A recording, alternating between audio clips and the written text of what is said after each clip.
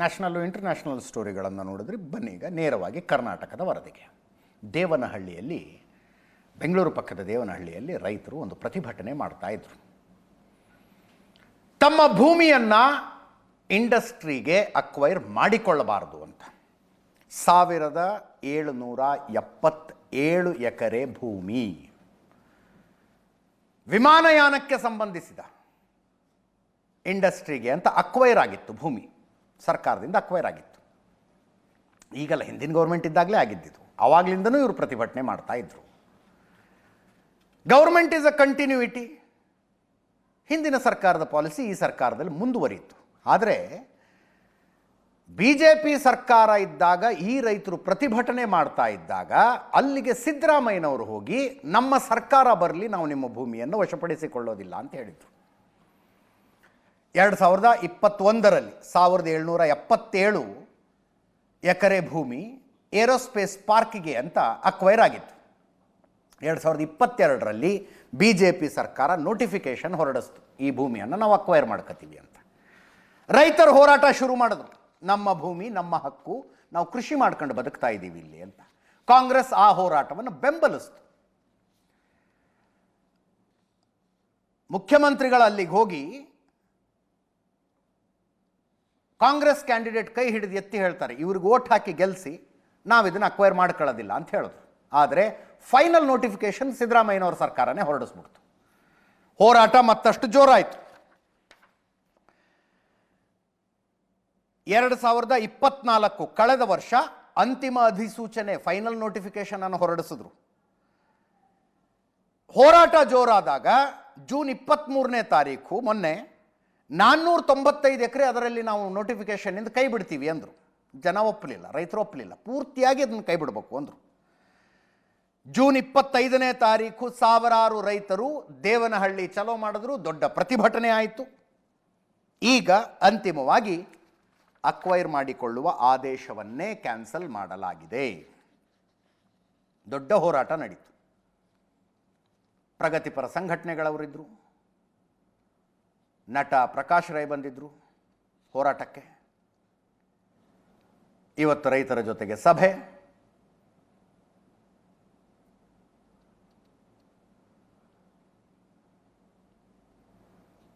SR ಹಿರೇಮಠರು ನೋಡ್ತಾ ಇದ್ದೀವಲ್ಲಿ.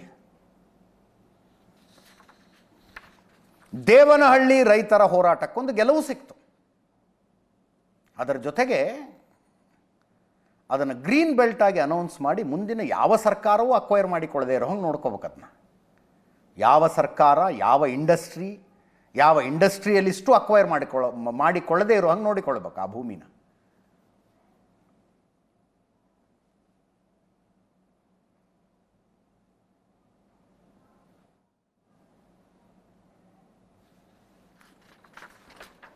ಮುಖ್ಯಮಂತ್ರಿಗಳು ಮಾತಾಡಿದ್ರು, ಪ್ರಕಾಶ್ ರಾಜ್ ಮಾತಾಡಿದ್ರು, ಬಡಗಲಪುರ ನಾಗೇಂದ್ರ ಅವರು ಮಾತಾಡಿದ್ದಾರೆ. ರೈತ ಹೋರಾಟಗಾರರು ಕೇಳಿಸ್ಕೊಳ್ಳಿ. 1777 ಎಕರೆ, 1777 ಎಕರೆ ಅದು ಅಂತಿಮ ಅಧಿಸೂಚನೆ ಆಗಿರ್ತಕ್ಕಂಥ ಲೆಕ್ಕ. ನಾವು ಈ ಜಮೀನನ್ನು ಸಂಪೂರ್ಣವಾಗಿ 1777 ಎಕರೆ ಜಮೀನನ್ನು ಅದಕ್ಕೆ ನೋಟಿಫಿಕೇಶನ್ ಏನು ಹೊರಡಿಸಿದ್ದು, ಅಂತಿಮ ನೋಟಿಫಿಕೇಶನ್ ಏನು ಹೊರಡಿಸಿದ್ದು ಸ್ವಾಧೀನಕ್ಕೆ, ಅದನ್ನು ಸಂಪೂರ್ಣವಾಗಿ ಕೈ ಬಿಟ್ಟಿದ್ದೇವೆ. ರೈತರು ಸ್ವಯಂ ಪ್ರೇರಿತರಾಗಿ ಕೊಡಲಿಕ್ಕೆ ಮುಂದೆ ಬಂದರೆ ಅಂಥ ಜಮೀನುಗಳನ್ನು ಒಪ್ಪಂದದ ಮೇಲೆ ತಗೊಳ್ತೀವಿ. ಬೈ ಕನ್ಸೆಂಟ್ ಒಪ್ಪಂದದ ಮೇಲೆ ತಗೊಳ್ತೀವಿ. ಅದನ್ನು ಯಾರು ತಡೆಯೋಕ್ಕಾಗಲ್ಲ. ಜಮೀನು ನಾವು ಕೊಡ್ತೀವಿ ಅಂತ ಬಂದಾಗ ನಾವು ತಗೊಳ್ಳೋದು, ಯಾಕಂದರೆ ನಮಗೆ ಇಂಡಸ್ಟ್ರಿ ಬೆಳಿಬೇಕು ಅನ್ನೋದು ಭಾಳ ಉದ್ದೇಶ. ಇದು ಮೊದಲಿಗೆ 3 ವರ್ಷಗಳ ಕಾಲ ಸತತವಾಗಿ ಪ್ರತಿಭಟನೆ ಮಾಡಿದ ನನ್ನ ಮಣ್ಣನ್ನು ನನ್ನ ಭೂಮಿಯನ್ನು ಮಾರಲು ಅನ್ನೋ ರೈತರ ಹೋರಾಟದ ಜಯ ಇದು. ಮೊದಲು ರೈತರ ಜಯ. ಈ 3 ವರ್ಷಗಳಿಂದ ಅವರ ಜೊತೆ ನಿಂತ ಎಲ್ಲ ಸಂಯುಕ್ತ ಹೋರಾಟದ ಜಯ ಇದು. ಮತ್ತು ಯಾವ ಕಲಾವಿದರು ಯಾವೊಬ್ಬ ನಾಗರಿಕರು ಬಂದು ಈ ಹೋರಾಟದ ಮುಂದೆ ನಿಂತ್ಕೊಂಡ್ರೋ ಇದರ ಜಯ ಇದು ಒಂದು ಐತಿಹಾಸಿಕವಾದ ಒಂದು ಚಳುವಳಿಯ ಜಯ ಆಗಿದೆ. ಇದಕ್ಕೆ ನಾವು ಸರ್ಕಾರಕ್ಕೆ, ಮುಖ್ಯಮಂತ್ರಿ ಸಿದ್ದರಾಮಯ್ಯ ಅವರಿಗೆ ನಮ್ಮ ನಂಬಿಕೆಯನ್ನು ಅವರು ಹುಸಿ ಮಾಡಲಿಲ್ಲ. ದೇವನಹಳ್ಳಿಯ ಹೋರಾಟ ದೇವನಹಳ್ಳಿಗೆ ಶುರುವಾಗಿದೆ. ಮೊದಲ ಚಳುವಳಿಯಲ್ಲಿ ಈಗ ಜಯವಾಗಿದೆ. ಇದು ಮೊದಲಿಗೆ ಇದೊಂದು ಸಂಘಟಿತ ಹೋರಾಟ ಆಗಿತ್ತು. ಭೂಮಿ ಉಳಿಸ್ಕೊಳ್ಳೋಕ್ಕೆ ರಾಜ್ಯದ ಎಲ್ಲ ಸಂಘಟನೆಗಳು, ಕಲಾವಿದರು, ತುಂಬ ಪ್ರಗತಿಪರರೆಲ್ಲ ಒಂದಾಗಿ ಹೋರಾಟ ಮಾಡಿದ್ದು. ಇದು ಅಂತಾರಾಷ್ಟ್ರೀಯ ಮಟ್ಟದಾಗೂ ಕೂಡ ತಲುಪಿತ್ತು.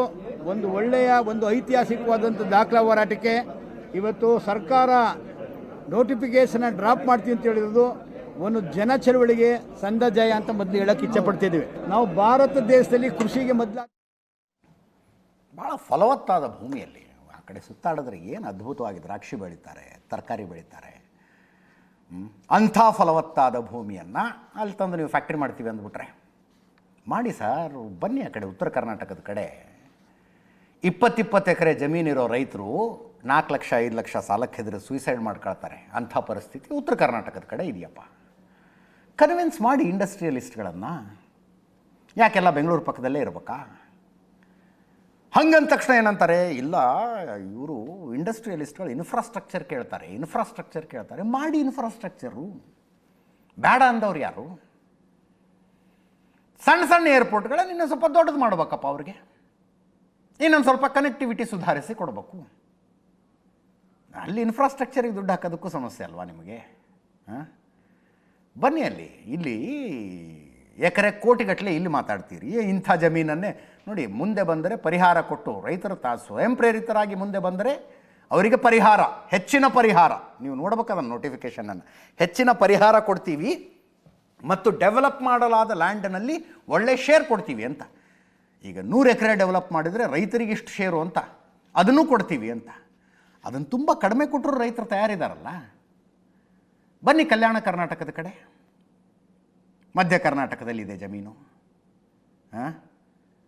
ನಾನು ಎಕ್ಸಾಜರೇಟ್ ಮಾಡ್ತಿಲ್ಲ. 20 ಎಕರೆ ಜಮೀನನ್ನು ಇಟ್ಟುಕೊಂಡಂಥ ರೈತರು 4 ಲಕ್ಷ 5 ಲಕ್ಷ ಸಾಲಕ್ಕೆ ಹೆದರಿ ನೇಣು ಹಾಕ್ಕೋತಾರೆ, ವಿಷ ಕುಡಿತಾರೆ. ಅಂತಲ್ಲಿ ಕೊಡಿ ಈ ಪರಿಹಾರವನ್ನು. ಬೇಡ ಅಂತಾರ ರೈತರು. ಘೋಷಣೆ ಮಾಡಿ ನೋಡಿ, ಒಂದು ಸಲ ಪಾಳೆ ಹಚ್ಕೊಂಡು ಬಂದ್ಬಿಡ್ತಾರೆ. ಯಾರು ಕೊಡಲ್ಲ ಅಂತೀವಿ ಅವ್ರ ಜಮೀನನ್ನು ಪೊಲೀಸರನ್ನ ಇಟ್ಟು ತಗೊಳ್ತೀವಿ ಅಂತ ಹೊರಡೋದು.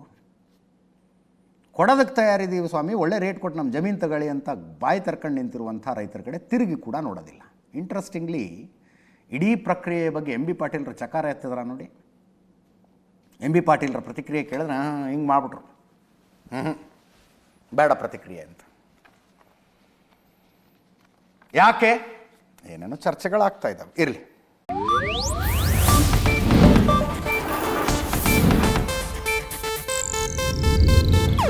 ಇದು ಏಷ್ಯಾನೆಟ್ ನ್ಯೂಸ್ ನೆಟ್ವರ್ಕ್ ಪ್ರಸ್ತುತಿ.